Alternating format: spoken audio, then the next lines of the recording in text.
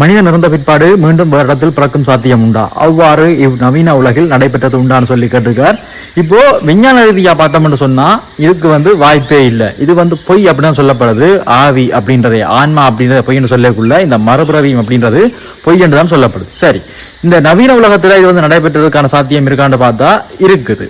Virginia பல்கலைக்கழக ஆய்வாளரான doctor Ian Stevenson இவர் என்ன செய்யணும்னு சொன்னா தன்னுடைய சகாக்களோட சேர்ந்து கொண்டு இந்த மறுபிறவி தொடர்பான தேடல்களை தேட தொடங்குகிறார்.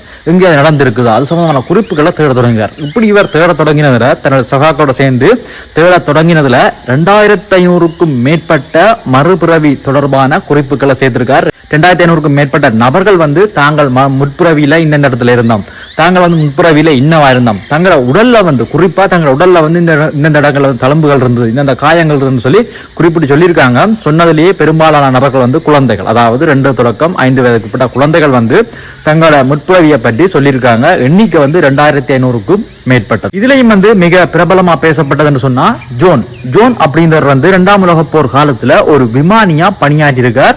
அந்த குழந்தை தான் 2ஆம் உலக போர் காலத்துல ஜோன் அப்படின்னு ஒரு விமானியா இருந்ததாக சொல்லியிருக்கு. இதுக்கு அடுத்ததா ரியோன் அப்படின்றவர் ஒரு ஹாலிவுட் ஆர்டிஸ்டா இருந்ததாகவும் தனக்கு முற்பிறவில் நடந்த சம்பவங்களையும் சொல்லியிருக்கார். இதெல்லாம் ஒரு காலத்துல மிக பிரபலமா பேசப்பட்டது.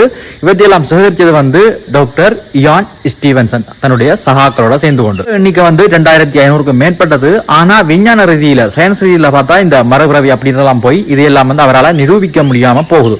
இந்த 2500க்கும் மேற்பட்டவையும் வெறும் குறிப்புகளாகவும் கதைகளாகவும் இருக்கு. இதையெல்லாம் அவரால் விஞ்ஞான ரீதியில நிரூபிக்க முடியல.